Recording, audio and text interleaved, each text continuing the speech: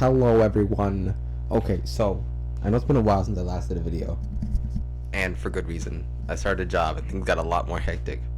And well, I've just been thinking about some stuff lately. Um, Mainly so. Long story short, I was checking out this person's threads because I've never been on Threads or really Twitter for that matter, and so I was just like, what exactly is this like? And I just feel like dropping these random like ideas and thoughts, and I'm like, that actually sounds really fun. So while I keep putting off all the other projects that I need to be working on for my YouTube channel, well, not really need to be working on, but I really want to. Like for example, the one I talked about last time, which was just the timeline of the Bible, which sounds really cool and really fun, and I have a lot of stuff kind of ready for it, but not really at all. And then I also have the Enoch one that I have like half done, but I don't really want to finish really because I don't know. Like Enoch has a really cool life story. Wait, no, not Enoch. My bad, not Enoch. Um, Elisha, not Elijah. Because it's a really interesting story about him, becoming a new prophet. But there's just so much stuff he does that it really just gets to the point where I feel kind of weird talking about it, because I end up usually talking about it for longer than it would take to just read the same story. Which, at that point, I feel kind of bad talking about it, because then it's like, great job, you made me spend more time listening to you talk about it than would just be listening to an audiobook of it, Like, it is true, I might debatably simplify it somewhat, but at the same time, it's the same stuff. So, the shadows of my eyes are crazy. Just cover my... Anyway, yeah, my lighting isn't great here, but it is what it is, as my friend used to say, and as a lot of people say. So, today we're going to talk about something entirely different. So, I don't know if you know, but I forget her name, but there's this one YouTuber that she talks about like 2D planes and stuff like that. And she has like the most calming voice on the planet. She's really awesome. So I decided to think about time travel on the way home the other day, and it was really interesting because I was like, okay, so basically we can divide time travel into roughly two different categories. Now, these two different categories, let's see. Well, I'll make sure I write it in places you can actually see. So, in two different categories, roughly. So, in the one side, we have time travel that you can go back and change things. Well, okay, not exactly true. So, we're going to have time travel where there's just one timeline, and time travel where there's branching of timelines whenever you time travel.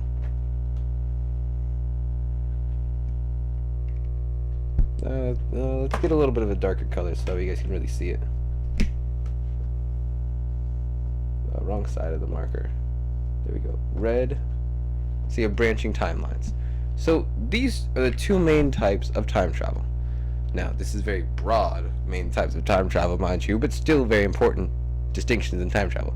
So, in the one, you go back in time and you change something, and that causes direct impact on that timeline. Now, this is the timeline style that has the things like the grandfather paradox, where if you go back in time, kill your grandpa, then you cease to exist.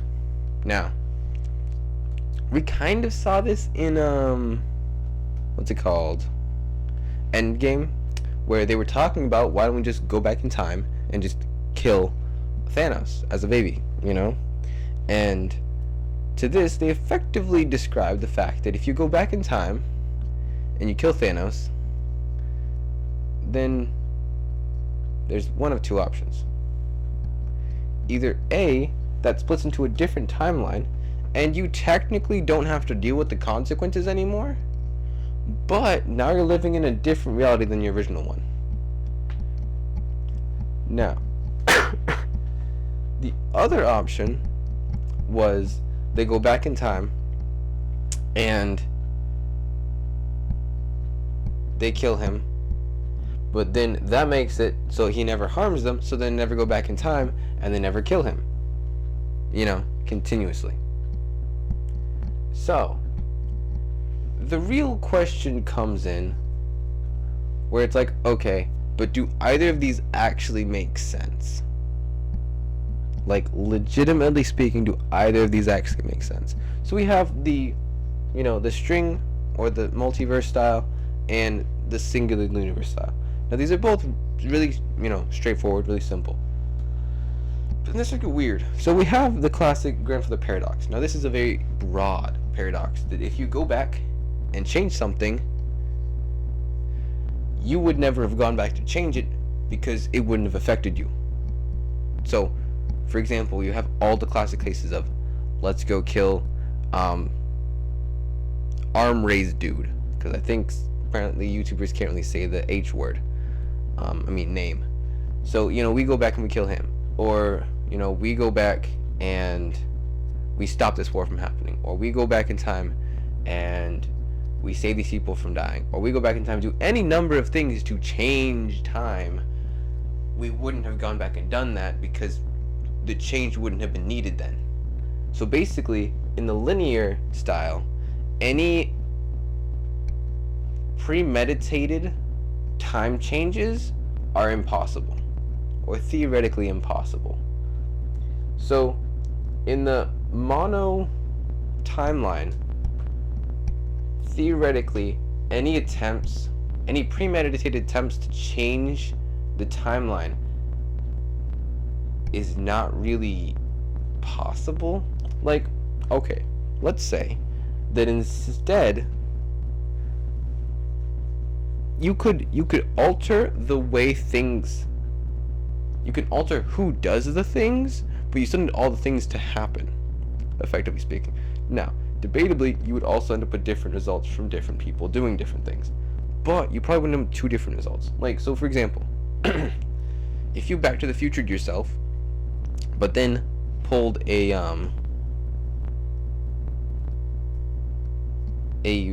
time travel incident, like for example, I was gonna say different I word. If you like for Back to the Future, he goes back in time, he meets his mom. His mom's really hot, and he's like, dang. And so this is obviously problematic because that's his actual mom, kind of freaking weird. But interestingly enough, if he went back in time, got with his mother, she had him, but she still got married to his dad afterwards. Especially the closer the better, so the least amount of ramifications happen from this. And the DNA would pretty much be the same, so you probably wouldn't actually get any problems with it.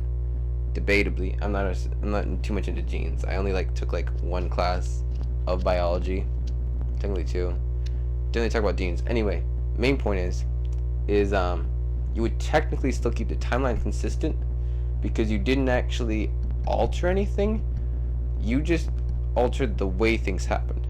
So it's like, for example, in this case, the timeline, that's a terrible house.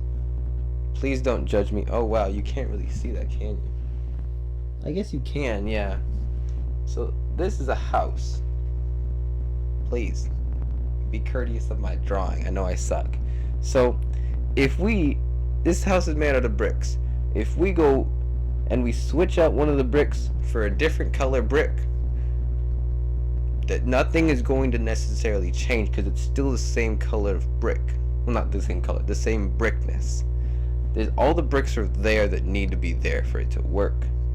One of them is a little bit different, but it's still the same thing that needs to be there for it to work. Now, of course,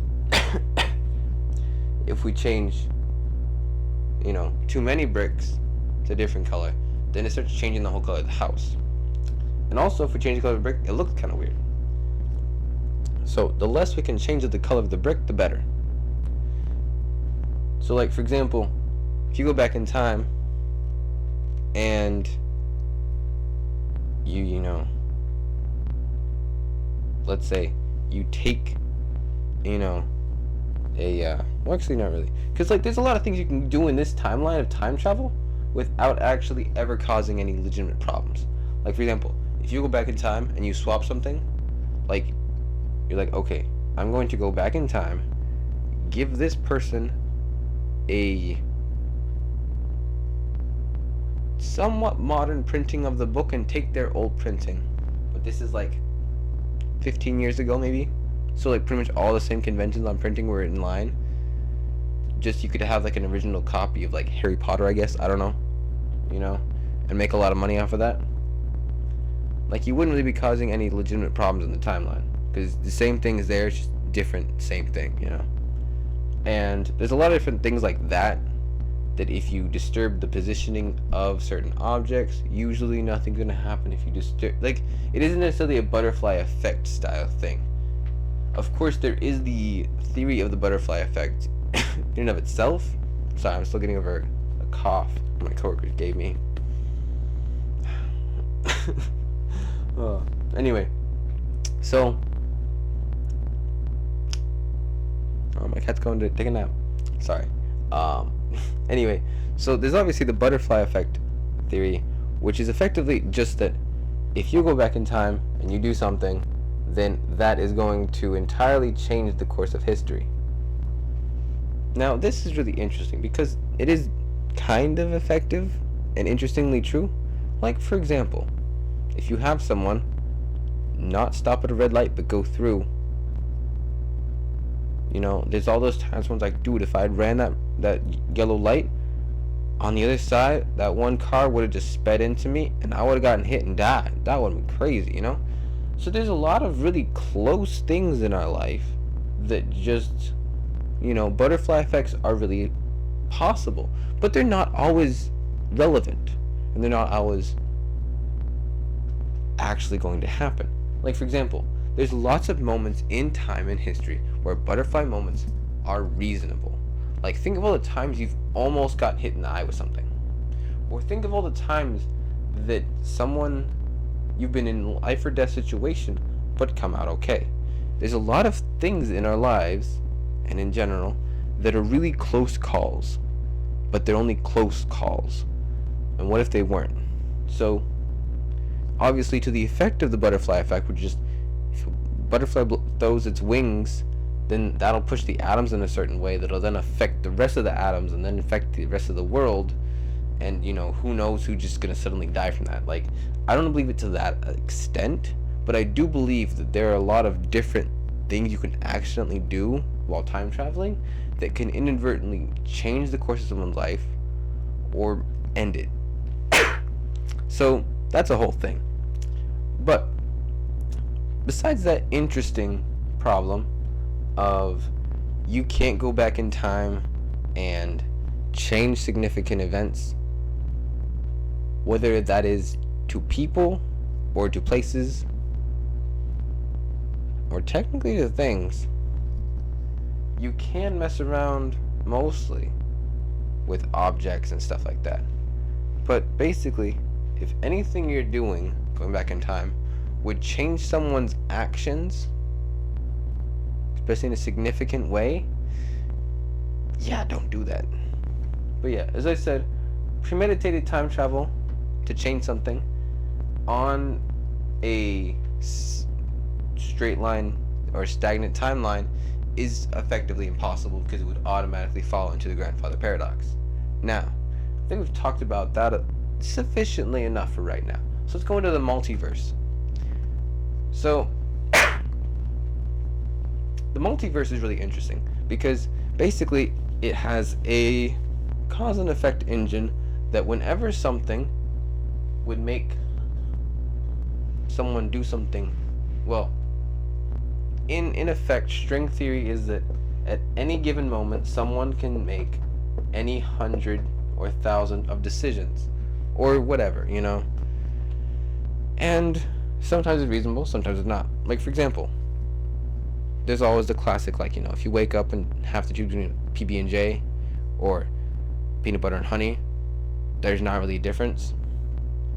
I forgot what, I think it's like PB and H or something like that. I don't know, I don't like it. Sounds weird.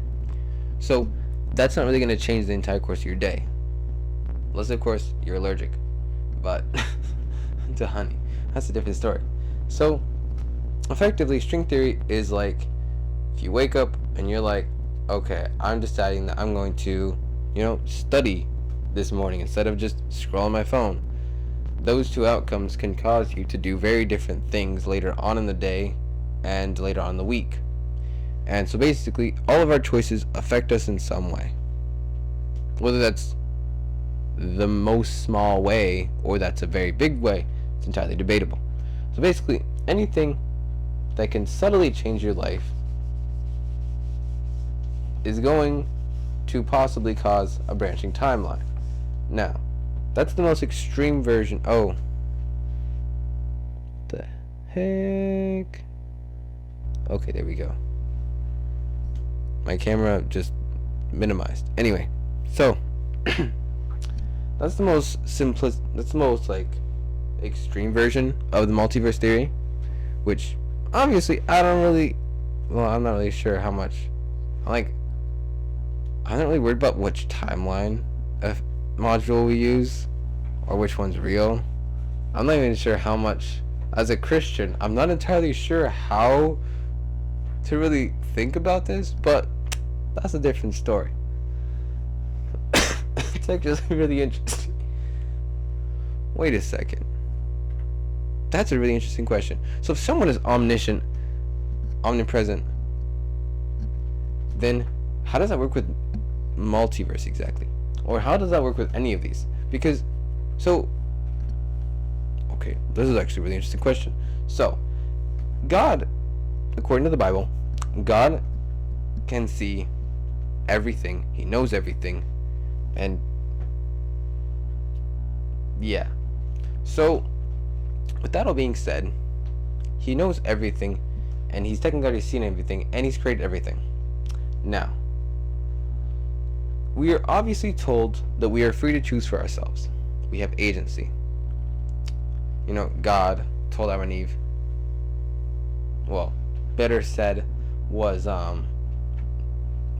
Joshua, chapter 24, 25 of Joshua, when he says, choose you this day whom you will serve.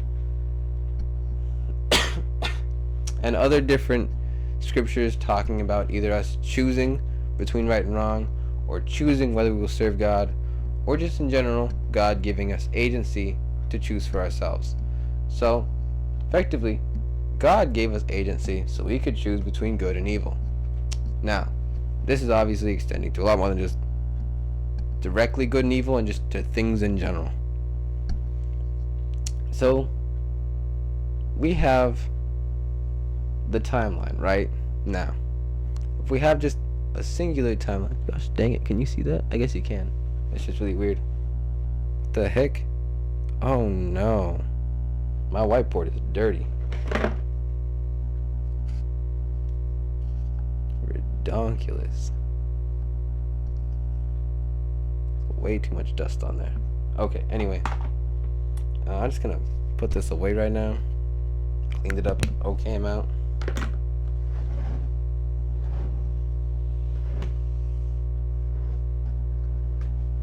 Gosh dang it. I forgot these things like dust exist. Anyway, so make sure to clean next time. So anyway, so you have your timeline, right? So God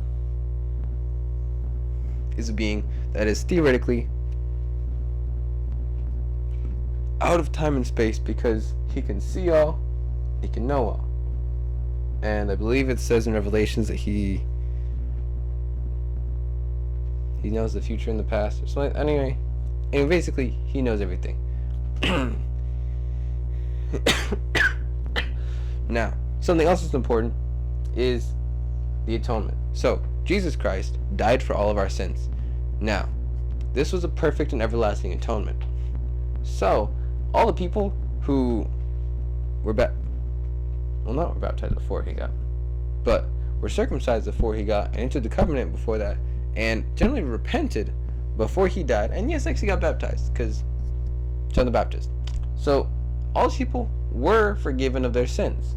Now, since Jesus Christ died here, how would they all get forgiven for their sins when they lived? Because his atonement went forward and backwards in time to cover all the sins of everyone. Now, here's the main point. So Jesus Christ died for all of our sins. And in dying for our sins, he felt all of our pains, sicknesses, and infirmities, as stated in Isaiah chapter 54, I'm pretty sure. Now, if he... Let me see, where are my cards?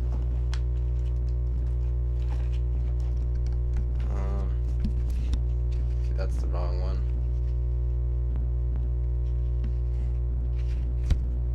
That's not it. Is this it? Oh, yeah. I think this is it. Let me just find the scripture real quick.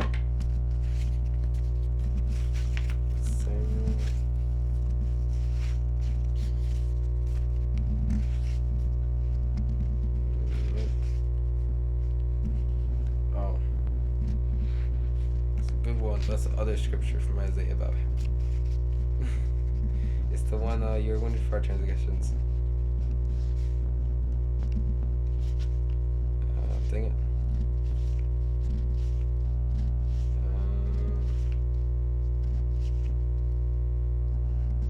That's just 10 Commandments.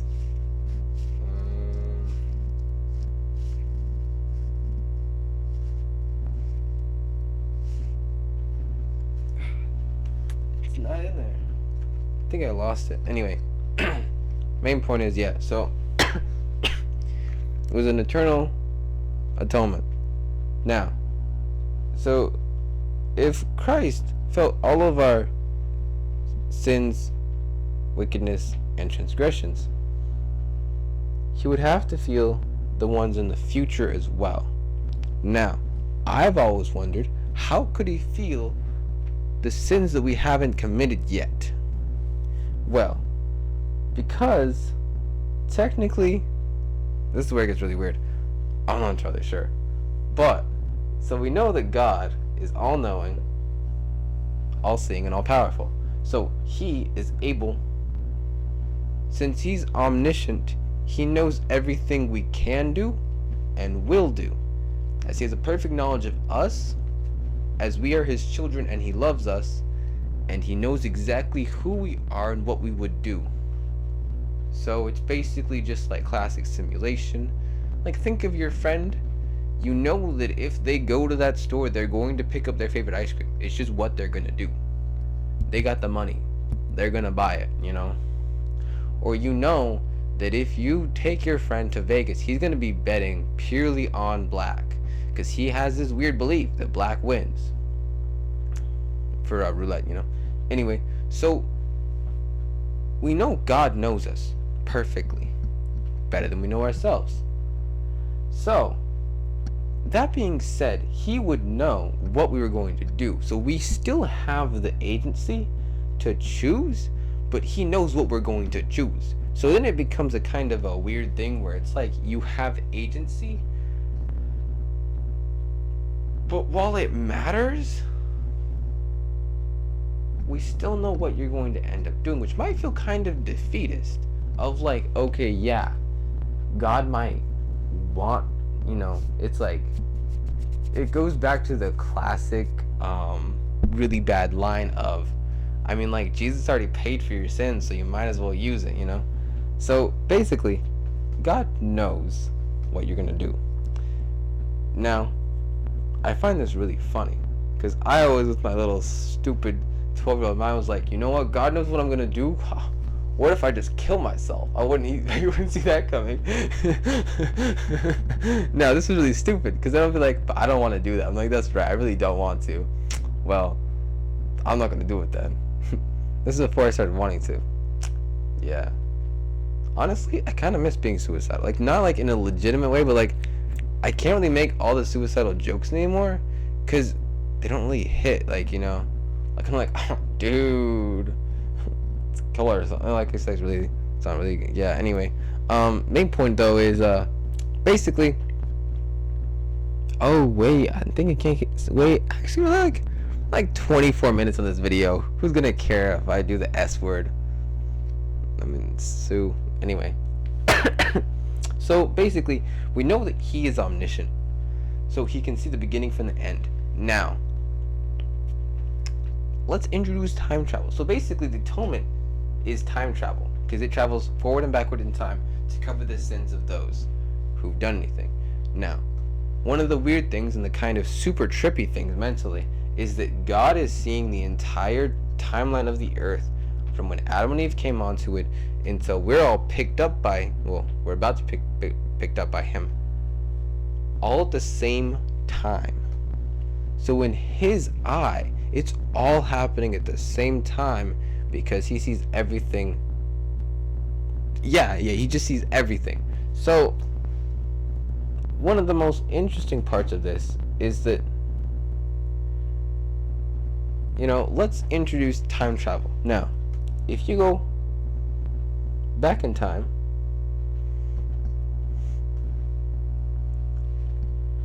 would the atonement still cover you? Yes, it would, because it's infinite atonement, which would have to go infinitely on the timeline to cover every being. Now, the most interesting part about this is the question of, can God time travel? Actually, to talk about this, we're going to talk about the TVA, and I'm technically going to talk about mono timelines and parallel timelines at the same exact time. We're actually going to talk about parallel timelines. So, there is debatably a third type of, well, I guess there's just multiverse, but the most simplistic and easy multiverse ever. And that is dual timelines. There's only two timelines. There's only ever going to be two timelines. There's just two. And that's it. Now, this is actually a really common trope in fantasy. There being just two timelines, or simply put two timelines, but then it's like, oh wait, there's more timelines because we want more stories to pull out of this, because money. Anyway, so basically, this is seen with, what's a good example of this? For example, some fantasy stories are like, oh hey, this is the version of this where Saruman won that fight, and then all of time changed. Now, a lot of these have really lame excuses for existing. Like, for example, you have the classic story of the Zelda timelines, where you have the time that Zelda went back in time, which called it a branching timeline. Well, Link went back in time, created a branching timeline. The other time went back in time, made a branching timeline. And I think the other time he went back in time, creating a branching timeline. Does that a lot. Actually, there's a surprisingly large amount of time travel in the Legend of Zelda series, which is kind of funny. But anyway, so then you have the other one. There's a fourth timeline, and everyone hates it pretty much. And I'm of that hating group because it's stupid. It's, well, what if actually Ganondorf won this fight? You see how stupid that is? You see how ridiculously stupid that is? Because if you have a what if situation, there should be a what if situation for almost every other fight, or every other fight that he ever had with Ganon. There should be a branching timeline every time a boss defeats you, which is actually a really cool game idea, and I think they might have done it, but at very least they did it with time travel chess. So, if you have two parallel timelines, the most interesting version of this is actually, and it's really trippy, and it's in Loki. Now, for the next few minutes, I'm gonna be talking spoilers for, actually, let's say 2 minutes. So skip 2 minutes, and I'll be done talking about the Loki season 2 spoilers. So, in Loki season 2, we have the sacred timeline, and then we also, well, actually, I think I draw it up here. Nope, wrong side. So the sacred timeline, which is going on, and then there's something really weird, where Loki keeps time traveling in the history of the TVA. Now, the TVA shouldn't necessarily have history because it's out of time. If something's outside of time, it shouldn't be part of time. However, we see that time passes while in the TVA, hundreds of years. So that means the TVA has to have an origin point of when it started, and presumably a time which it ends. But that means there's time going on in the TVA, which means it's a parallel timeline effectively, while being simultaneously outside of time, so it's not actually affected by the outside universe. But it is still a continuing timeline in and of itself, because it is time that is progressing inside of a place. So it's like, for example, if if you were able to stop time on the planet Earth, so the Earth is completely unaffected by time,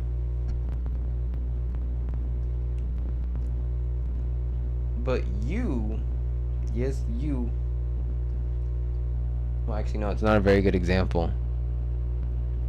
What's a good example for this? Oh, man.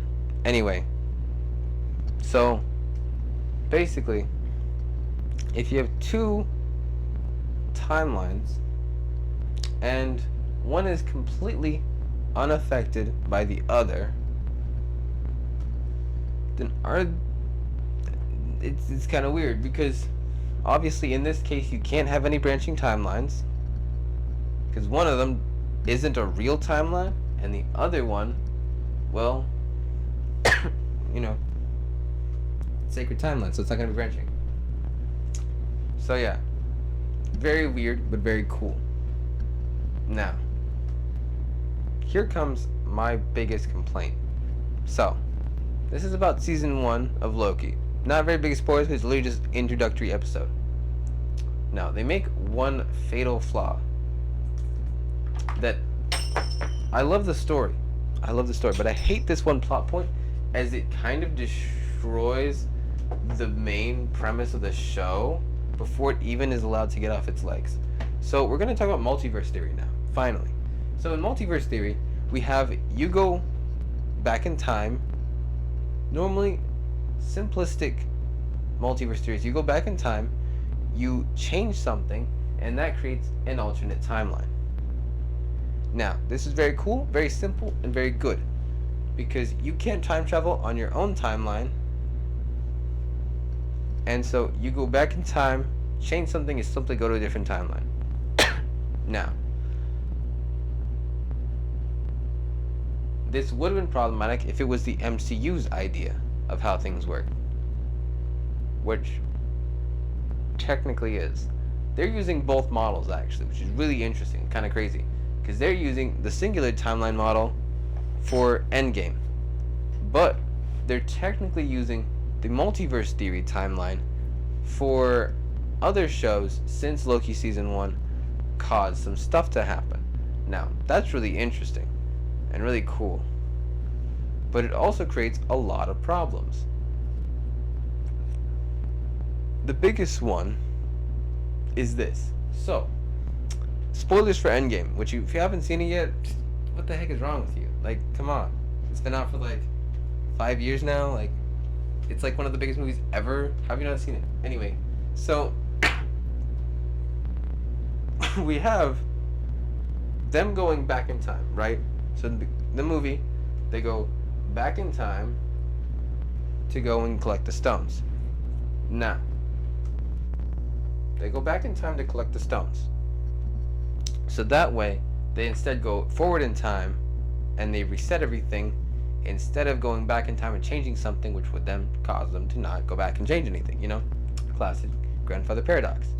So, which actually, a lifetime grandfather paradox would be one of the most interesting things to watch. But we'll get, I don't know if we'll get to that. I don't know what that was really. That was a really cool idea for a movie. It's just an active grandfather paradox, which technically the Flash is shown, but that's a different story. So anyway, so they go back in time and they get the stones. Now, we see in Loki season 1, episode 1, that the Time Council says, yeah, that is what we wanted to happen, was for the Avengers to go back in time and collect the stones and then go forward. Now, there's one little problem with that. When they go back in time, they end up screwing up the heist for the the space stone. So the space stone gets lost, and Loki runs away with the space stone. Now, chill, okay, understandable. Which then causes them to make one more jump back in time to visit Howard Stark, where they knew there'd be more Pym particle, so that way they could time travel again, and also they can get the time stone because it just happened to be there. Now, this is really important because this means one of two things. Either A, the people that are outside of time, viewing all of time, knowing all of time, and that told Loki, you're not supposed to escape, you're not supposed to be here, somehow didn't notice that they were going to time travel again. Because I do find it rather peculiar that these people go back in time and do stuff. One of them goes back in time and actually gets their name, if I remember correctly. They cause... Wait, no, they don't cause... Wait, do they? I think they cause their name to be given to them, which I would say is kind of a causality necessary, which was only caused because Loki managed to escape with the time stone. And he only managed to take this time stone because they traveled back in time, altering the events that were already going on. Which I would then say, it is fair that them going back in time then permanently altered the timeline, at least effectively. Or rather started creating a branching timeline that then had to be destroyed. Kind of crazy. But that would be technically how it would work. So then they went back in time travel again. So my main issue with that is that they approved the extra time travel done by Stark that was necessary for Stark to do to receive the name of Tony, if I remember correctly. But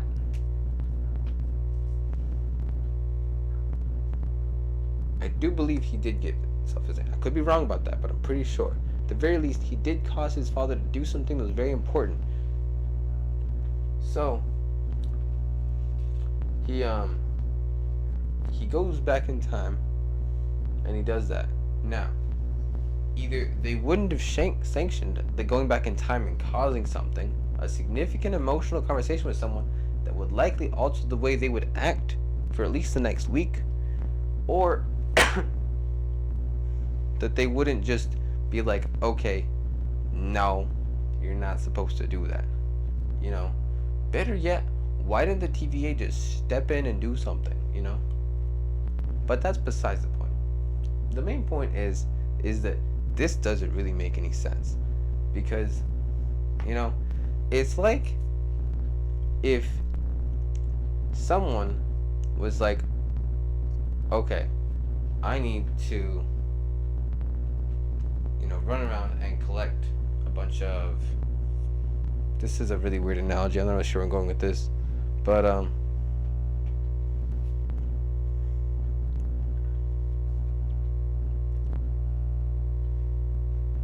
yeah, I'm not really sure where I'm going with this. But basically, it's really, really weird. Because if you're supposed to go and do something, and then you mess up because someone got in your way, and then you go and do something else, and then someone comes to you upset and was like, look, they were supposed to mess up, but because you caused them to mess up, you weren't supposed to do that. And you were like, what the heck? How else would they have messed up if I didn't make them mess up? And they were like, I don't know, but you're in big trouble now. You know? Like, it feels like a little bit forced as a way to create the series, which I'm grateful for the series. Like, season 2 ended in the most amazing manner I've ever seen. Not really ever seen, but it was like amazing ending, amazing series for such a small scale in and of itself. I think there was like 3 sets in total. I mean, like 3 areas they went to. Like, it's obviously more than just 3 sets, but there was like the warehouse. Wait, no, I'm getting into spoilers now, I guess. But there was like very few places they were at, but there was so much going on and so much discussion, so much explanation at the same time. It was amazing. Anyway, back to multiverse. So, if we have you go back in time, you create a timeline. Now, this is the most difficult form of time travel because it screws over timelines, permanently screws over timelines. Because if you, no matter how much you try to go back, you can never change time. You can never stop something. You can never permanently alter something. You can only ever create somewhere where it's not. Actually, that's really interesting. You know, you can never save your family, but you can save a family that's just exactly like yours. And it is the most depressing and kind of frustrating timeline ever. Because multiverse theory is, well, to put it simply, there's a reason there's so many crisis events. There's so many stupid things like that. Because once you create one, and then two, and then three timelines, and you set how multiverses happen, it's just gonna keep on happening. And eventually, you're gonna have, universe 616, which, kind of makes sense. Also, have a theory about that. But, actually, I kind of want to do that video now.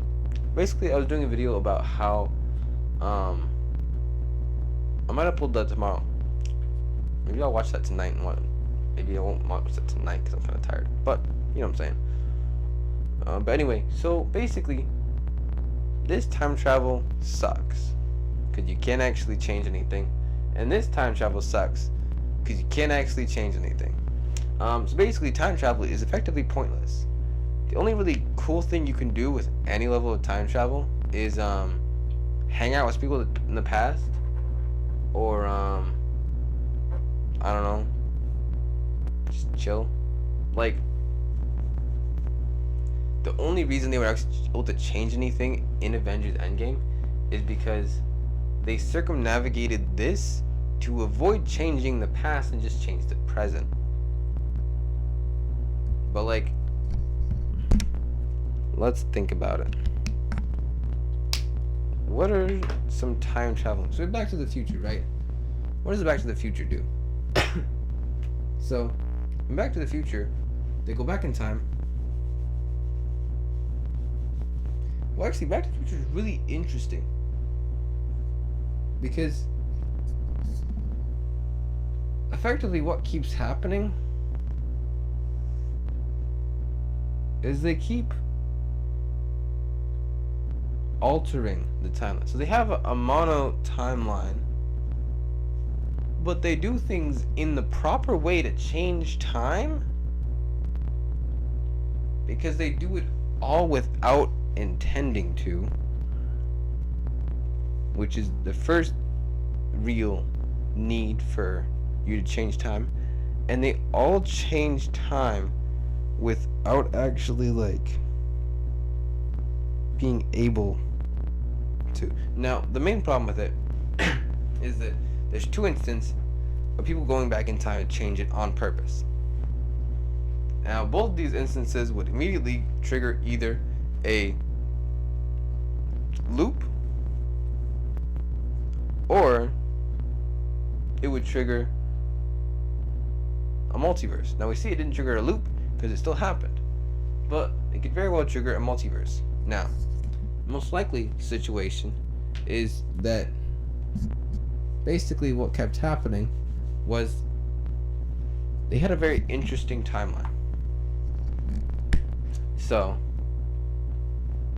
fudge. That's alright, I think. So, we have it going like this for a ways, right? So we have a singular timeline, and then we have movie 1,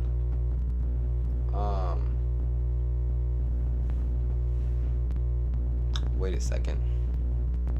No. So, movie 1, they go back in time and he changes some stuff. So he goes back in time and he changes some stuff. And it turns out into a better universe. A better world for him and his family. Generally better world in general, but mostly for him and his family specifically, nothing too big happened. Now, then, in number 2, they go back in time again, and wait, no. This time they go forward in time, and they cause a little branch. Now, this is things get interesting. Then later on in the movie, they go. Wait, no. Then what's his name gets a hold of their time machine, and he goes back in time. Maybe not quite that far.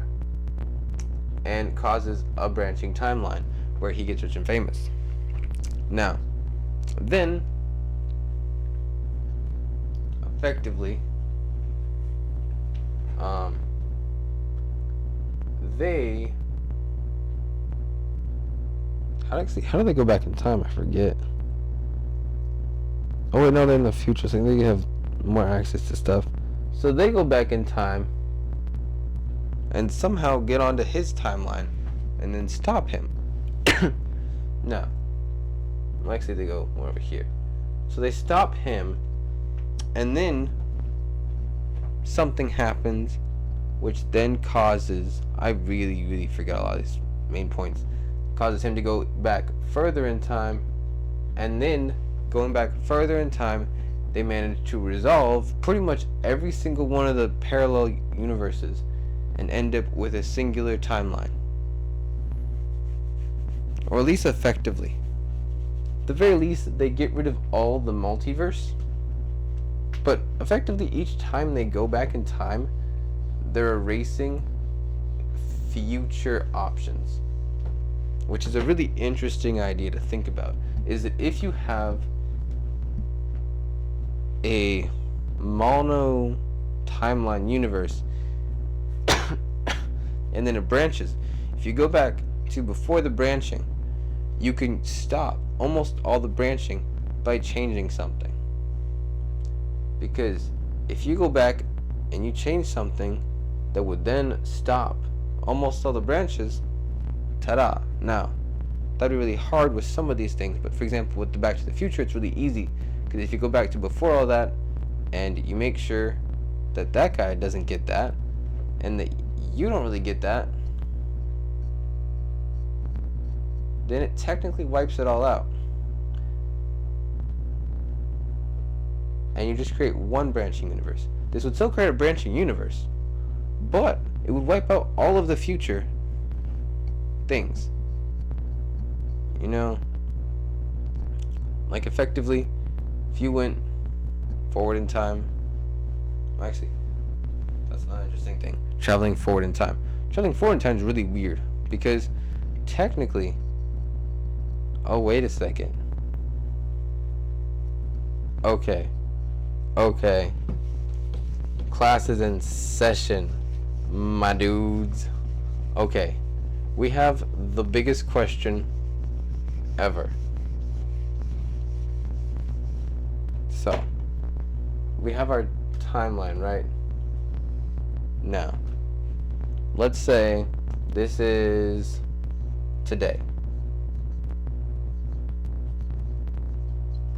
Now, if someone travels forward in time to today, nothing they do will affect their existence.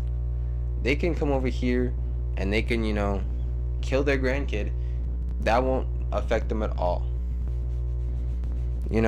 Like basically nothing they do in the future theoretically would never create a branching timeline. But what if today was in the past? So, if we have someone coming from the past to the future, let's say for sake of argument, this kid's great grandkid, well, great grandkid. So we have this. So we have this guy, his great grandkids here, and his great grandkids coming. So if we have them both meet and they start fighting because he's trying to save his dad, and he's trying to kill this kid's dad, what exactly is going to happen? Because if the great grandpa succeeds, this kid will cease to exist. But if this kid kills his grandpa, he would also cease to exist, but his dad would also cease to exist.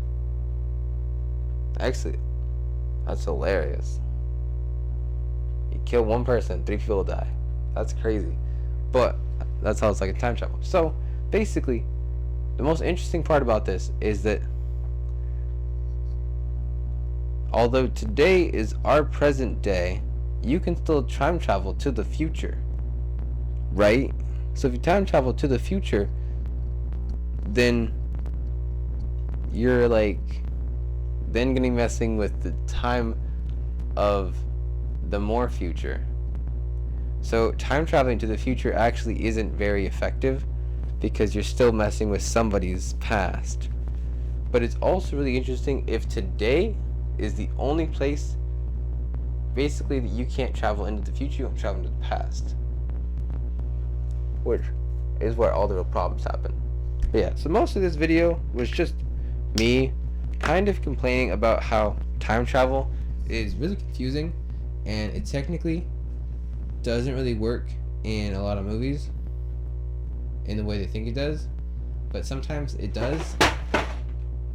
Sorry, that was my Legos falling. My cat decided to take over the box and push out everything else. But yeah, so basically it's just the fact that time travel is really weird and that time is really weird in itself and how it works and how, you know, that changing things by time travel is almost impossible, at least like actually changing them without just technically changing them.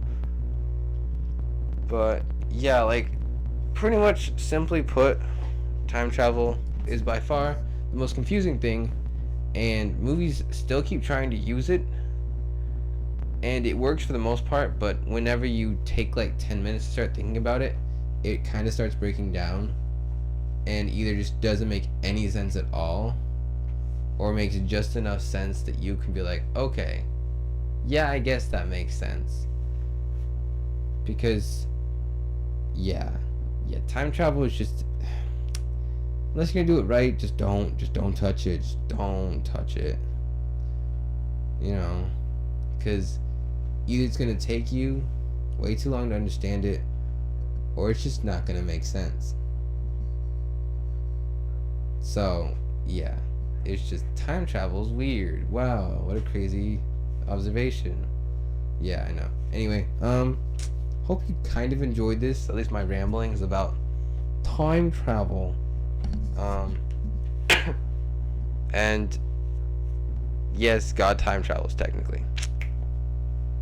Hope you guys have a great night. Bye.